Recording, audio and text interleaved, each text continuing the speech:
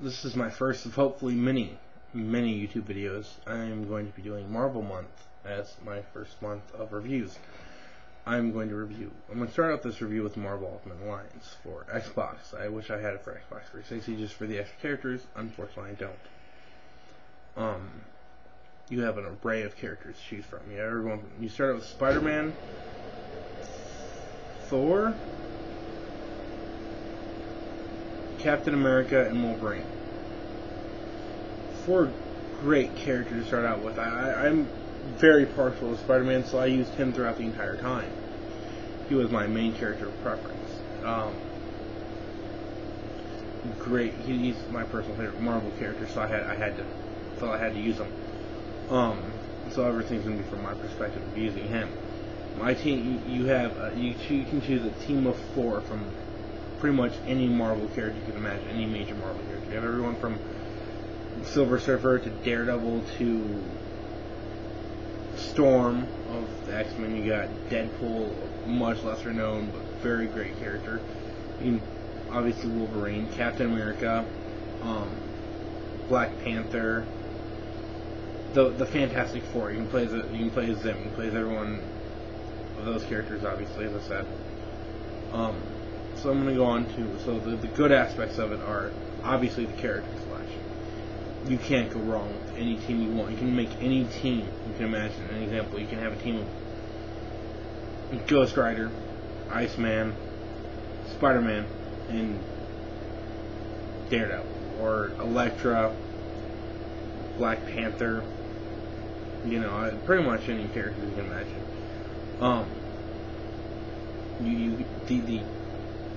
The voice acting is top notch, especially for a bunch of voice actors I never heard of. The voice acting just blew me away, especially since it's pretty much an independent voice. Since it's probably mostly independent voice actors, they did a good job. Another great aspect about it is throughout the game, there's many different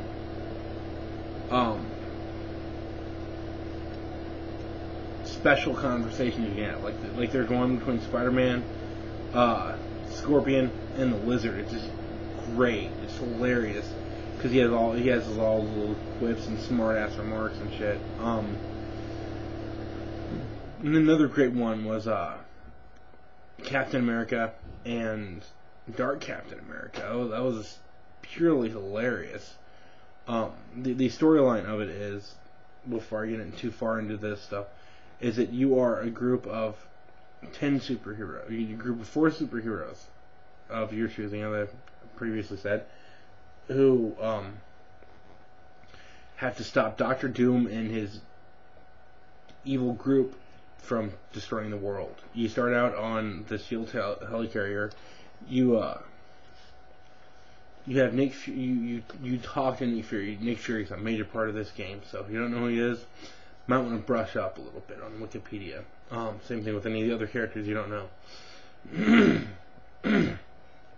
And myself, being a Marvel boy, obviously from my shirt, I love Marvel. It's got great writing, but that's another great aspect of the game is the writing of it is exceptional.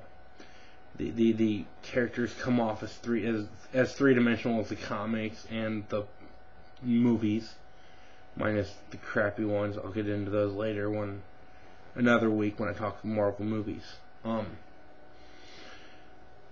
The bad aspects. Unfortunately, there are bad aspects of this game. The leveling up system wasn't as intuitive as I thought it would be. You can level up whatever skills you want, whatever skills you deem necessary to level up. You can also buy skill points with credits you can get. The inventory system, there was no place to stash anything, so your inventory system got full about 3/4 of the way into the game. So you have to sell stuff is great for these characters, especially if you don't use the characters. There's stuff that's great for them. That's another great thing about the game is you have other little things like that, little special items like Captain America's fists and the stuff of Miss of Captain or Mr. Fantastic. So this is great for those. But the inventory system just kind of is where it fell apart for me. And there were no special things for Spider-Man. Obviously, using him mostly. I was hoping for things other than the spider bite and Shocker's gloves. But the Shocker's gloves is an added bonus. That's another hilarious conversation.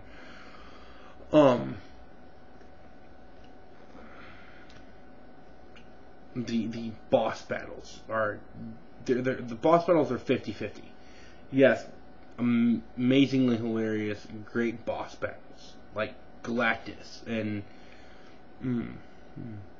Loki. That was a great one. Was Loki's boss battle. Then you have really like the only boss battle I did not like was the last one in the game against Doctor Doom. Doctor Doom was just so weak. Especially since, you're fighting the Dark Fantastic Four. So, you expect it to be this great, epic boss battle. Especially with him being just after Galactus.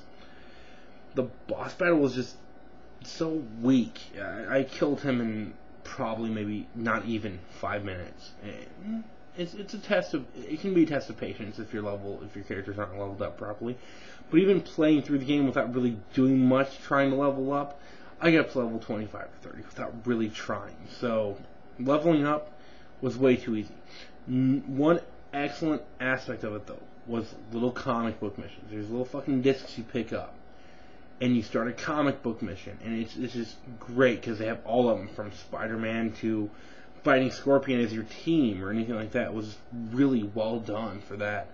The little side quests, they were really a good bonus, because especially since like a lot of the characters they use for side quests are much lesser known, unless you read the comics, as I previously said. My only gripe with the side quests is that if you don't know they affect the end of the game, you're not going to screw with them, you're not going to fuck with them. But my recommendation is, if you don't have this game and you're getting it, do the side quests. They will affect the end of the game.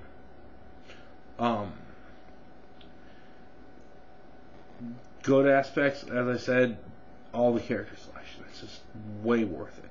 Just for the amount of characters you can play alone, it's worth picking up.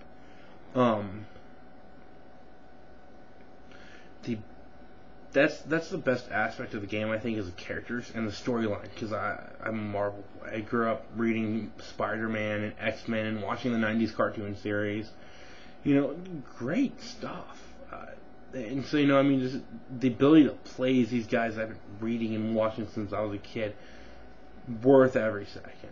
The worst aspect of the game, as I said, is the leveling up system. Because you can turn off automatic, but you get experience. You can't put them in. You can't put points into your health and stuff, which is really what I was hoping to do with the leveling up system, especially after the X-Men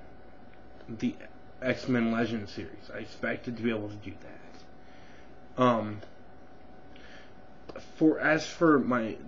That's all I have to say about the game. But as for my score, I'm gonna give it out of 5 flips. If you read the comics, you get the joke. I'm gonna give it 4.5, just because the boss battles ruined it for me. Especially the last one, that just ruined the game for me. But the inclusion of characters like the Watcher and lesser known ones like Loki as allies and nemesis, that was great. So if you have an Xbox 360, an Xbox, a PS2, or a PS3, pick it up. Or a Wii, it's worth it. See you next week with Marvel movies.